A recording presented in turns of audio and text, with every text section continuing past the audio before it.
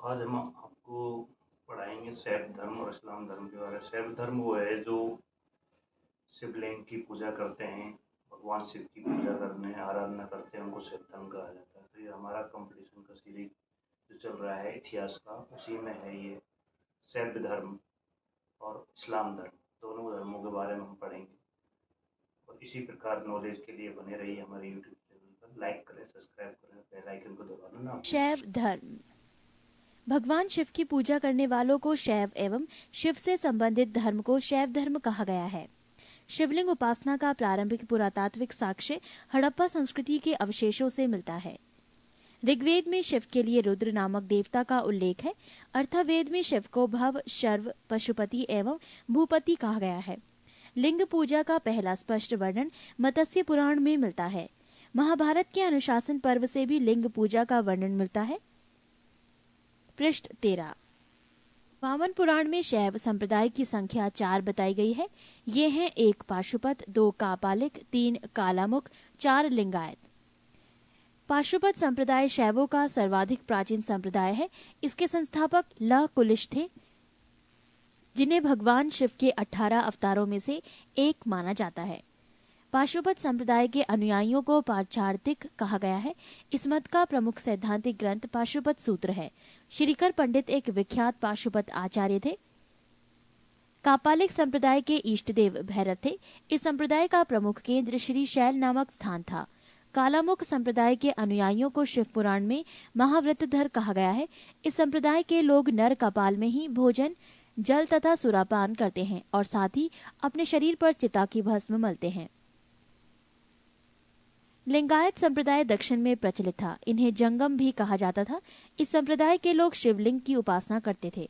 बसव पुराण में लिंगायत संप्रदाय के प्रवर्तक अल्लभ प्रभु तथा उनके शिष्य बासव को बताया गया है। इस संप्रदाय को वीर शिव संप्रदाय भी कहा जाता है।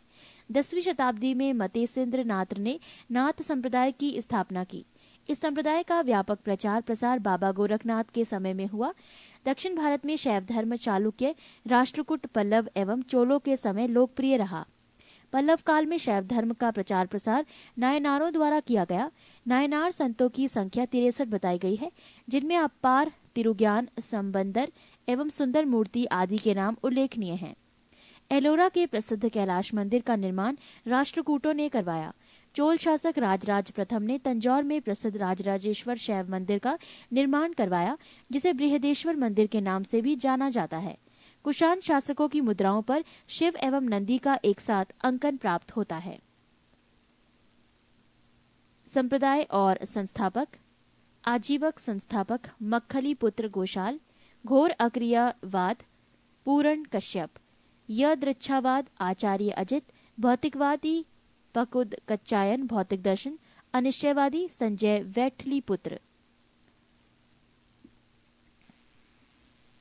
इस्लाम धर्म। इस्लाम धर्म के संस्थापक हजरत मोहम्मद साहब थे। हजरत मोहम्मद साहब का जन्म 570 ईस्वी में मक्का में हुआ था। हजरत मोहम्मद साहब के पिता का नाम अब्दुल्ला और माता का नाम अमीना था। हजरत मोहम्मद साहब को 610 ईस्वी में मक्का के पास हीरा नामक गुफा में ज्ञान की प्राप्ति हुई। 24 सितंबर 622 ईस्वी को पैगंबर ने मक्का के मदीना की यात्रा इस्लाम जगत में मुस्लिम संवत हिजारी संवत के नाम से जाना जाता है। मोहम्मद की शादी 25 वर्ष की अवस्था में खदीजा नामक विधवा के साथ हुई। मोहम्मद की पुत्री का नाम फातिमा एवं दामाद का नाम अली हुसैन है। देवदूत ग्रेबियल ने पैगंबर मोहम्मद साहब को कुरान अरबी भाषा में संप्रेषित की। कुरान इस्लाम धर्म का पवित्र ग्रंथ है। पैगंबर मोहम्मद साहब ने कुरान की शिक्षाओं का उपदेश दिया। हजरत मोहम्मद साहब की मृत्यु 8 जून 632 ईस्वी को हुई। इन्हें मदीना में दफनाया गया। मोहम्मद साहब की मृत्यु के बाद इस्लाम सुन्नी तथा शिया नामक 2 पंथों में विभाजित हो गया। सुन्नी उन्हें कहते हैं जो सुन्ना में विश्वास करते हैं। सुन्ना पैगंबर मोहम्मद साहब के कथनों तथा कार्यों का विवरण है। शिया अली की शिक्षाओं में विश्वास करते हैं तथा उन्हें मोहम्मद साहब का न्याय सम्मत उत्तराधिकारी मानते हैं। अली मोहम्मद साहब के दामाद थे। अली की सन 661 ईस्वी में हत्या